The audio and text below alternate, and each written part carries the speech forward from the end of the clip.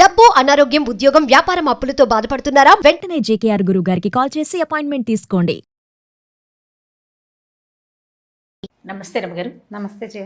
రమగారు, పిల్లలకి సంబంధించి వాళ్ళకి కొంచెం ఒంట్లో బాగోకపోయినా లేకపోతే బాగా చదువుకోవాలన్నా భయపడుతున్నా మనం రకరకాల మంత్రాలు లేకుంటే చదువుకోవాల్సిన ఏదైనా దేవుడికి సంబంధించిన ఒక 2 లైన్లు పద్యాలు అలాంటివి నేర్పిస్తూ ఉంటాము. హనుమాన్ చాలీసా చదువుకోండి అనో భయపడుతుంటే అట్లా చెప్తాం. బాగా చదువుకోవాలంటే దానికి సంబంధించిన విధి విధానం ఉంటుంది. అయితే జీవితంలో ముందుకు వెళ్ళాలి, వీళ్ళు ఎక్కడా ఇబ్బంది పడకూడదు, అంత సాఫీగా జరగాలి, ప్రతి తల్లిదండ్రి కోరుకుంటాం కదా.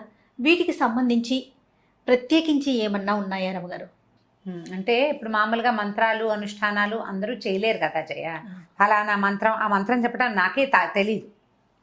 మంత్రాలు అనగానే వాటికి ఒక విధి విధానం ఒక రకంగా పాటించాలి, ఒక నియమం, తర్వాత ఏమో గురువు దగ్గర నుంచి ఉపదేశం చాలా ఉంటాయి. అవన్నీ చేయలేకపోతాం. మనం తేలిగా ఏం చేస్తాం, శుక్లాంబరతనం నేర్పిస్తాం, ఇక ఆంజనేయ స్వామి మనోజవం నేర్పిస్తాం, దండకం నేర్పిస్తాం, వినాయకుడికి ఏవో 4 పద్యాలు నేర్పిస్తాం. అయితే తల్లులు చేసేందుకు ఒక మంచి ప్రక్రియ ఒకటి ఉంది జయ. మా ఇంట్లో చాలా కాలంగా చేస్తున్నారు, మా అక్కయ్యలంతా ఎంతకాలం నుంచో తెలుసు నాకు. ఇది ఒక ప్రత్యేకమైన విధానం. మామూలుగా సాధారణంగా మనకి ఎట్లా చెప్పుకుంటాం, రామాయణం ఆది కావ్యం. అవునండి. వాల్మీకి ఆది కవి.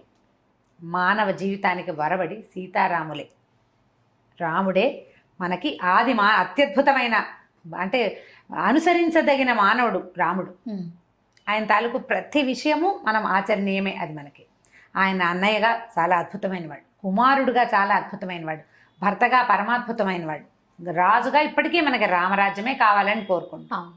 ఈ రాముని కథను రాసిన రామాయణమే మనకి ఆది కావ్యం, పరమ పవిత్రమైన గ్రంథం. అదే కదా మన మొట్టమొదటి కథ. అయితే ఈ రామాయణంలోంచి కొన్ని శ్లోకాలని మనం చదువుకోవచ్చు. దీనికి గురూపదేశం అక్కర్లేదు, పెద్దగా నియమాలు ఏం లేవు. రోజువారీ దేవుడికి పెట్టుకుని ఏదో చదువుకుంటారు కదా, దేవుడికి చదువుకునే విధానం ఇంచుమించు చాలా ఇళ్లలో ఉంటుంది. పెద్దవాళ్ళు మా ఇళ్లలో లేదండి అంటారు, మా ఇంట్లో లేదండి. లేకపోయినా కూడా ఈ రోజుల్లో ఏం చేస్తున్నారు, ఇలా 4 మంచి చాగంటి వారివని, తర్వాత సామవేదం వారివని ప్రవచనాలు విని దీపం పెట్టుకోవాలని, దేవుడికంటూ ప్రత్యేకంగా ఒక గూడు పెట్టాలని, సాయంకాలం అయ్యేసరికి కాస్త ధూపం వేయాలని అందరూ నేర్చుకుంటున్నారు. రెండోది ఏంటంటే, మనం ఉన్న ప్రస్తుత పరిస్థితుల్లో బలవత్తరమైన దైవ సహాయం కావాలని ప్రతి వాళ్ళు కోరుకుంటారు. అది నేను పెద్దగా నమ్మను అని బయటికి చెప్పినా నమ్మకం అనేది లోపల భాగాల్లో ఉండేది, లోపల ఉంటుంది. అది ఎవరికి చెప్పక్కర్లేదు కూడా. అవును, నేను ఫలానా చేస్తాను, నేను మా ఇంట్లో దీపం పెట్టుకుంటాను, నేను రోజు దీపం పెడతాను అని ఎవరికైనా ఎందుకు చెప్పాలి? నేను అన్నం తింటాను అని చెప్పం కదా మనం. సహజంగా జరిగేది. దీపం పెట్టుకోవటము, దండం పెట్టుకోవటము కూడా అత్యంత సహజమైనవి. దండం పెట్టుకోవడం సహజం, దీపం పెట్టుకోవడం కూడా అలాగే, మరీ సహజం. అది అలాగే అయిపోయింది. ఇప్పుడు దీపం పెట్టుకోకపోయినా ఒట్టిగా ధూపం వెలిగించిన, అగరవత్తి వెలిగించి దేవుడి పటం, ఏదైనా ఒక రాముల వారి పటము, ఒక వెంకటేశ్వర స్వామి పటము లేని ఇల్లు ఉంటుందా? హిందువుల ఇళ్లలో ఉండదు. ఏదో ఒక స్వామి దేవాలయం ఖచ్చితంగా ఉంటుంది. ఓ బాబా గారని, ఒక వినాయకుడని, ఓ కృష్ణుడని, ఓ రాముల వారని, ఓ నరసింహస్వామిని, ప్రతిమైన ఉంటుంది. ఖచ్చితంగా ఒక్క దేవుడి ఫోటో అయినా ఉంటుంది. ఏ శుక్రవారమో శనివారమో ఎప్పుడో ఒకప్పుడు ఓ దండం పెడతాం. ఏదైనా భయం వేసినప్పుడు దేవుడా అని దండం పెట్టుకోవడానికి కూడా ఒక ప్రతిమ కావాలి మనకి. అవును. ఇట్లా ఎంతో కొంత చేసుకునేవాళ్ళు. దేవుడి కోసం ఏదైనా చేసుకోవాలి ప్రత్యేకంగా, పిల్లల భవిష్యత్తుకి బాగుండాలి అంటే రామాయణంలో కొంచెం ఒక ప్రత్యేకమైన ఘట్టంలో సీతాదేవి చెప్పిన 4 శ్లోకాలు చాలా అనుసరణీయమైనవి, ఆచరణీయమైనవి. సులువు, కష్టం ఏమి లేదు. శ్లోకాలు కష్టం కాదు. ఇది ఏ సందర్భంలో అమ్మవారు, ఇది సీతా అమ్మవారు చెప్పారో చెప్దాం. సుందరకాండ అంటే ఎప్పుడు, ఇది సీతా అన్వేషణ అప్పుడు ఆంజనేయ స్వామి తదితరులు బయలుదేరారు సీతాదేవిని అన్వేషిస్తూ. రావణాసురుడు సీతను తీసుకెళ్ళిపోయాడు. రామలక్ష్మణులు ఇద్దరు కిష్కిందకు వచ్చి సుగ్రీవుడితో స్నేహం చేశారు. సుగ్రీవుడు వీళ్ళ సఖ్యానికి బదులుగా కొంతమంది వానరులను పంపించి సీతను వెతికిస్తానని చెప్పాడు. ఈ సీతాదేవిని వెతకడానికి బయలుదేరి 4 పక్కలకి భూమి 4 చెరగలా వెతుకుతూ ఒక సమూహం, ఆంజనేయ స్వామి, అంగదుడు, తర్వాత జాంబవంతుడు కలిసి ఉన్న సమూహం ఏమో సముద్ర తీరానికి వెళ్ళింది. అక్కడ వాళ్ళకి సంపాతి అనే ఒక గద్ద వల్ల, జటాయువు యొక్క అన్నయ్య ఆయన వల్ల సముద్ర లోపల ఉన్నటువంటి లంకలో ఒక స్త్రీని ఈయన తీసుకెళ్ళాడని తెలుసుకున్నారు. అక్కడి నుంచి ఏం చేశాడు ఆంజనేయ స్వామి, మిగిలిన వాళ్ళంతా మేము ఇది దూకగలము, దాటగలము అని ఒక్కొక్కళ్ళు చెప్తున్నారు. మేము ఇంత దూరం వెళ్ళగలం, సముద్రాన్ని దాటగలం ఒక గంతులో అంటే. ఆంజనేయ స్వామి నిశ్శబ్దంగా కూర్చుంటే ఈయన జాంబవంతుడు ఏం చెప్పాడంటే, మనందరికంటే కూడా ఎక్కువ శక్తిశాలి ఆంజనేయుడు, నువ్వు వెళ్ళగలవు అని ఈయనకి ఈ కిష్కింధ కాండలోనే ఇదంతా ఉంటుంది. సుందరకాండ స్టార్టింగ్ ఏంటంటే ఆంజనేయ స్వామి తన శక్తిని జ్ఞాపకం చేసుకుని ఇక్కడి నుంచి ఎగిరి లంకానగర ప్రవేశం చేయటం. పూర్తిగా ఆంజనేయ స్వామి యొక్క తెలివితేటలు, ఆయన గొప్ప, ఆయన శక్తియుక్తులు, ఆయన యొక్క ఎంత ప్రభావాతిశయాలు కలిగిన వాడు, అవన్నీ కూడా మనకు సుందరకాండలో కనపడతాయి. ఈయన అక్కడికి వెళ్ళాడు, సముద్ర లంఘనం చేశాడు, లంకిడిని పడగొట్టాడు. అశోకవనంలో సీతాదేవిని చూసి ఇప్పుడు రాజును చూడాలి, ఈ లంకకి రాజు ఎవడో అతన్ని కలుసుకోవడం కోసం అశోకవనాన్ని ధ్వంసం చేసేసాడు. వాళ్ళు పట్టుకున్నారు. వచ్చిన వాళ్ళని కొంతమందిని సంహరించేశాడు. అక్షకుమారిని సంహరించి బ్రహ్మాస్త్రానికి కట్టుబడి, అది కూడా కేవలం బ్రహ్మయందు గౌరవం వల్ల, అంతేగాని బ్రహ్మాస్త్రాన్ని కూడా ఆయన కట్టుబడ్డు. ఆయన ప్రధాన లక్ష్యం ఏంటి? రాజును చూడాలి. బ్రహ్మాస్త్రానికి తల ఒగ్గి వెళ్ళాడు. వెళ్ళిన తర్వాత ఇది చెప్పాడు, మీరు సీతాదేవిని మాకు ఇచ్చేసేయి అని. రావణాసురుడు ఒప్పుకోవాలి, చంపేయమన్నాడు. అయితే దూతోన వచ్చే అని చెప్పాడు విభీషణ్. దూతను చంపకూడదు అంటే నిజం, చంపకూడదు. అయితే ఇది వచ్చిన దూత మానవుడు కాదు, వానరం. వానరానికి ప్రధానమైనది ఏమిటి? తోక. ఆ వాలానికి నిప్పెంటించండి, దీని రోగం కుదురుతుంది అన్నాడు ఆయన. ఈ వచ్చిన ఆంజనేయుణ్ణి ఒకడు సముద్రం మొత్తాన్ని లంఘించి 100 యోజనాలు దాటగలిగిన వానరం సామాన్యమైనది కాదన్న ఇంగితం పడలేదు రావణాసురుడు. వ్యామోహం అలాంటిది. వ్యామోహం, తన శక్తి మీద ఆయనకున్న అపారమైన విశ్వాసం, నమ్మకం, దాంతో తోకకి నిప్పంటించారు. ఈయన ఏం చేశాడు? తన తోకకి నిప్పంటితే ఊరుకోకుండా లంకకి నిప్పంటించాడు. ఎప్పుడైతే ఈ వచ్చిన కోతికి, అశోకనవనాన్ని పాడు చేసిన కోతికి తోకకి నిప్పంటించారని తెలిసిందో సీతాదేవి వెంటనే అగ్నిదేవుణ్ణి ప్రార్థించింది. ఇది ఎక్కడుందంటే సుందరకాండలో 53వ సర్గలో ఉంది. 28, 29, 30, 31 4 శ్లోకాలు. ఈవిడ ప్రార్థించింది అగ్నిదేవుణ్ణి. ఇది పిల్లలకి ఎట్లా కనెక్ట్ చేస్తారు అంటారు ప్రశ్న. ఇప్పుడు ఆవిడ అగ్నిదేవుడిని ఏమని ప్రార్థించిందంటే, ఆంజనేయుడు పట్ల చల్లగా ఉండు అని. అగ్ని దాహకత్వమే అతని లక్షణం, కాల్చటం ఆయన గుణం. అవునండి. ఒక వానరము తోక, దాని నిండా వెంట్రుకలుంటాయి. వీళ్ళేమో నూనెలో ముంచిన బట్టలను చుట్టారు. కాల్చకుండా ఉంటుందా? ఉండదు. అంత ప్రచండంగా కాల్చవలసిన అగ్నిని నా యొక్క పాతివ్రత్యం వల్ల నేను ఎలాంటి దాన్నో, నా గొప్ప, నా భర్త, నేను, మా లక్షణాలు, నన్ను కాపాడడానికి వచ్చినవాడు, నన్ను కాపాడాలని కంకణం కట్టుకున్న సుగ్రీవుడున్నాడు, ఇదంతా నిజమైతే నువ్వు అతనికి చల్లగా ఉండాలి అని చెప్పింది. రాముడి గురించి చెప్తుంది. యద్యస్తి పతి శుశ్రూష యద్యస్తి చరితం తపః యది చాస్యేకపత్నీత్వం శీతోభవ హనుమత అని. సీత కాదు, సీత, మెలికశ. యద్యస్తి పతి శుశ్రూష, నేను నా భర్తకి శుశ్రూష చేసి ఉంటే, యద్యస్తి చరితం తపః, నేను చేసిన తపస్సు ఏదైనా ఉంటే, యది చాస్తి ఏకపత్నీత్వం, నా భర్త ఏకపత్ని వ్రతుడైతే, సీతోభవ హనుమత, ఆంజనేయుడికి చల్లగా ఉండు అని. ఎట్లాంటిది? రాముడి క్యారెక్టర్, సీతాదేవి క్యారెక్టర్. భగవంతుడు, భగవతి, దేవుడు, దేవి, వాళ్ళ యొక్క గొప్పతనమే ఇందులో ఉంది. ఆవిడ అడిగింది, ఇట్లా చెప్పిందనమాట. తర్వాత ఎదికించిదనుక్రోశస్తస్య మయ్యస్తి ధీమత ఎదివా భాగ్యశేషో మే సీతోభవ హనుమత. ఎదిగంటే నా పట్ల నా భర్తకి బాధ ఉంటే, నా మీద అనుక్రోశం, అయ్యో నేను ఇలా తప్పిపోయాను, నేను నన్ను ఎవరో తీసుకుపోయారన్న దుఃఖం నా భర్తకుంటే, ఆయనకు ఉందా లేదా?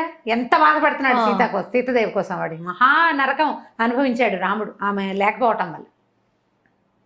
ఎదివా భాగ్యశేషుడు, నా గనక కొంచెమైనా అదృష్టం ఉంటే ఇతనికి చల్లగా అవ్వాలి నువ్వు. బా, ఆవిడ అదృష్టం ఏమిటి? ఆంజనేయ స్వామి రావడం. ఏడాది సమయం ఇస్తే ఏడాది లోపలే ఆమెను వెతుకుతూ ఒకడు రావటం, ఆ వచ్చిన వాడు ఈమె ఇక్కడ ఉందని వెళ్ళి వెనక్కి వెళ్ళి చెప్పడం, వాళ్ళంతా వచ్చి ఈమెను రక్షించడం. సంవత్సర కాలంలోనే ఆవిడ అదృష్టమే అది. ఆవిడ ఏడాది టైం పెట్టింది. ఏడాది తర్వాత అయ్యి ఉంటే ఈవిడేమయ్యేది? కథ మారిపోయేది కాదు పూర్తిగా. ఎది మాం వృత్త సంపన్నాం తత్సమాగమలాలసాం సవిజానాతి ధర్మాత్మ శీతోభవ హనుమత. ఇప్పుడు నేను ఎలా ఉన్నానంటే, భర్తని కలుసుకోవాలన్న ఇదే ఉంది నా మనసులో. అది ఉన్నట్లయితే, నాకు నా భర్తని ఎంత కోరుకుంటున్నానో నా భర్తకి తెలిసినట్లయితే, నువ్వు ఆంజనేయుడికి చల్లగా ఉండు, సీతోభవ హనుమత, ఆంజనేయుడికి చల్లబడు. ఇప్పుడు రాముల వారికి సీతాదేవి మీద ఎంత ప్రీతి, ఎంత ప్రగాఢమైన అనురాగం ఉన్నాయో సీతాదేవికి అంతే లెవెల్లో ఉంది. అందుకని ఆవిడ అక్కడ రాజ్యశోభని వదిలిపెట్టేసి రాజ్యంలో ఉండకుండా ఈవిడ నీకేం అభ్యంతరం లేదు నువ్వు ఉండమన్నారు, అయినా సరే నేను ఆయనతో ఉండను. పాటు వనవాసానికి వచ్చేసింది. ఆయన్నే వెళ్ళమన్నారు, ఈవిడ్ని వెళ్ళమని అనలా. అవును, భర్తను వదిలిపెట్టలేక వచ్చేసింది. వాళ్ళిద్దరికి ఎంత పరస్పరమైన అనురాగం ఉంది. ఈ దేవీ దేవతలకు ఉన్న పరస్పరమైన అనురాగం ఒక భార్యాభర్తల మధ్య ఉన్న ప్రగాఢమైన అనురాగానికి గుర్తు అనమాట, ప్రతీక. దాని ప్రతీక అదే చెప్తుంది. తర్వాత యదిమాం తారయే దార్య సుగ్రీవ సత్యసంగర తస్మాత్ దుఃఖాంబు సంరోధాత్ శీతోభవ హనుమత. నా దుఃఖం ఆగడానికి నన్ను కాపాడాలని సత్యసంధుడైన సుగ్రీవుడు ప్రయత్నిస్తూ ఉంటే ఈ దుఃఖాన్ని అణచుకోవాలి. నేను ఈ దుఃఖం అణగాలంటే నువ్వు ఆయనకి చల్లగా ఉండాలి, ఆంజనేయుడికి. నా దుఃఖం పోవాలంటే సుగ్రీవుడు వచ్చి నన్ను రక్షించాలి. ఇప్పుడు ఇతను వెళ్ళాలి కదా, ఈయన వెళ్తే నేను రక్షించబడి అక్కడికి వెళ్తే నా దుఃఖము కష్టము నన్ను కాపాడాలని సత్యసంధుడైన సుగ్రీవుడు ప్రయత్నిస్తున్నాడు. ఇది జరగాలంటే నువ్వు చల్లబడు అని అగ్నిదేవుణ్ణి ఆజ్ఞాపించింది. ప్రార్థించినట్టు చెప్తారు. ఆవిడ ప్రార్థించింది కానీ అది ఒట్టి ప్రార్థన కాదు, ఆజ్ఞ. నేను పతివ్రతని, నువ్వు ఆగు అంటే ఆగాలి. నేను పతివ్రతనైతే, నా భర్త ఇట్లాంటి వాడైతే, మా ఇద్దరికి పరస్పరమైన అనురాగం ఉంటే, నాకు అదృష్టం ఉంటే, అంటే ఉన్నాయి ఉన్నాయి ఉన్నాయి ఉన్నాయి అని ఒప్పుకోవాలి. చెప్పకనే చెప్తున్నారు. ఇవన్నీ ఉంటే నువ్వు చల్లగా ఉండాలి అని ఆమె అగ్నిదేవుణ్ణి ప్రార్థిస్తే తోకకి చుట్టబడినటువంటి అంత అగ్ని సమూహం ఉన్నా లంకంతా కాల్చేశాడు కానీ ఆయనకి ఏమీ కాలేదు, కసుగంద లేదు, చల్లగా ఉంది తోక. ఆయనకి మండుతున్న తోకని నీటిలో ముంచి చల్లార్చుకున్నారు కానీ బాధ ఏమీ లేదు, ఆయనకి చల్లగానే ఉంది. అగ్నిని ఆర్పారు కానీ బాధ కాదు. ఈ 4 శ్లోకాలని తల్లులు గనక చేసుకుంటే, ప్రత్యేకంగా కుమారులకని చెప్పబడింది కానీ సంతానం కోసం, అమ్మాయిలు కానీ అబ్బాయిలు కానీ, పిల్లల భవిష్యత్తు పట్ల వాళ్ళు ఎక్కడికైనా వెళ్తే అక్కడ ఏదైనా ప్రమాదాలు ఎదురవుతాయన్న భయం ఉన్నా, పిల్లల తాలూకు సెటిల్మెంట్ మీద మనకి భయాలు అవి ఉండి జాతకాల్లో ఇబ్బందులు ఉన్నాయని, లేకపోతే అవకాశాలు రావట్లేదని బాధలు అవి ఉన్నా కూడా ఇది అలవాటు చేసుకోవాలి. ఇన్నిసార్లు చదవాలన్న నియమం లేదు. నియమం పెట్టుకోవడానికి ఒక చిన్న పద్ధతి ఉంది, కావాలంటే చెప్తాను. అది కూడా రోజువారీ మనం చదువుకునే స్తోత్రాల్లో ఈ 4 శ్లోకాలు చదువుకోండి. చాలా సింపుల్. 53వ సర్గలో ఉన్నాయి.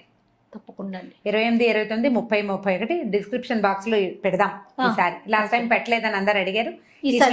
ఈ శ్లోకాలు 4 వితౌట్ మిస్టేక్స్ పెడదాం తప్పకుండా. సో ఇవి గనక చదువుకుంటే పిల్లల భవిష్యత్తుకి భయం ఉండదు, భద్రత ఉంటుంది. భగవంతుడు వాళ్ళ వెనకాల నిలబడి కాపాడతాడు. రామాయణంలో ప్రతి అక్షరము మంత్రమేనని చెప్తారు. ప్రతి శ్లోకానికి దానికి ప్రత్యేకమైన శక్తి ఉంది. ఈ 4 శ్లోకాలకి ఉన్న శక్తి ఏంటంటే కాల్చవలసిన అగ్ని చల్లబడిపోవటం. అగ్ని చల్లబడిపోయిందంటే చూడండి, ఇప్పుడు సీతాదేవి ఆంజనేయ స్వామి కోసం కోరింది, ఒక తల్లి కుమారుడు కోసం కోరింది. అట్లా మనం గనక మన పిల్లల కోసం కోరుకుంటే ఈ పని అవుతుంది. ఒకవేళ మనకి ఏదైనా ప్రత్యేకమైన సమస్య అలా ఉందనుకోండి, 40 రోజులు పెట్టుకోండి. అది ఎట్లా చేయాలంటే ఈ పిల్లల జన్మ నక్షత్రం నాడు మొదలుపెట్టి 40 రోజుల పాటు రోజుకి ఇన్నిసార్లు అని, అది మీరు 11 సార్లు పెట్టుకోవచ్చు, 21 సార్లు పెట్టుకోవచ్చు, 40 సార్లు కూడా పెట్టుకోవచ్చు. ఈ 40 రోజులు అయిన తర్వాత ఎక్కడైనా ఒక ఆంజనేయ స్వామి దేవాలయంలో పానకం చేయించటము, ఏ వడమాల వేయించటము, ఆకుపూజ చేయించటము, అట్లా ఏదైనా చేసుకోవచ్చు. నిత్యము ఇట్లా 40 సార్లు అట్లా ఎక్కువ సార్లు చేస్తున్నారనుకోండి, ఓ చిన్న గ్లాసు బల్ల పానకాన్ని నివేదనగా పెట్టండి ఆంజనేయ స్వామికి. చాలా ఫలితం లభిస్తుంది. వీటితో పాటుగా శ్రీరామనామాలు చదువుకోండి. ఇవి చదివాక శ్రీరామ జయరామ సీతారామ అట్లా తారక మంత్రాన్ని కనుక చదువుకుంటే ఎక్కువ సార్లు మంచి శాంతిగా ఉంటుంది, చాలా ఉపయోగపడుతుంది. ఇప్పుడు మనం ఎలా అంటే ఇలా ఏదైనా ఒక శ్లోకాన్ని ఒక స్తోత్రాన్ని సొంత విషయాల కోసం వాడుకోవచ్చా అని ప్రశ్న వస్తుంది సాధారణంగా. తప్పకుండా వాడుకోవచ్చండి. మహర్షులు మనకు అందించింది మన జీవితాలు బాగుపడటం కోసమే. ఇప్పుడు దుర్మార్గుడైన కుమారుని కాపాడాలని అలాంటి భావాలతో ఉన్నా కూడా పిల్లలకి సజావైన ప్రవర్తన. కరెక్ట్ రమ్మగారు. వాడు దుర్మార్గుడు, వాడు ఏదో చెడ్డ పని చేశాడు, వాడు రక్షించబడాలి, వాడు జైలు అయిపోకూడదు, ఏదో అందరూ దొరికిపోకూడదు అని భావించి మీరు చదువుకుంటున్నారు అనుకోండి. అది కూడా తల్లుల ఇంటెన్షన్ ఏంటి, నా పిల్లాడు బాగుండాలని. బాగుపడతారు పిల్లలు. దుష్ప్రవర్తన ఉన్న పిల్లల కోసం కూడా ఇది తల్లులు గనక చేస్తే వాళ్ళ ప్రవర్తనలో కూడా మార్పులు వస్తాయి, చాలా ఉపయోగపడుతుంది. మనకి పూర్వం నుంచి పెద్దవాళ్ళు చెప్తున్నదే, రామాయణ అంతర్గత శ్లోకాలు ఇట్లా చాలా చోట్ల మనకు చెప్పబడతాయి. ఇది ఎక్సలెంట్గా పిల్లలకి సహాయకారిగా ఉంటుంది, తల్లులకి మనోధైర్యాన్ని ఇస్తుంది. ఆలోచించి చేసుకోండి నిదానంగా. చాలా అద్భుతమైన విషయం చెప్పారు రమ్మగారు. నమస్తే. నమస్తే చెయ్యి.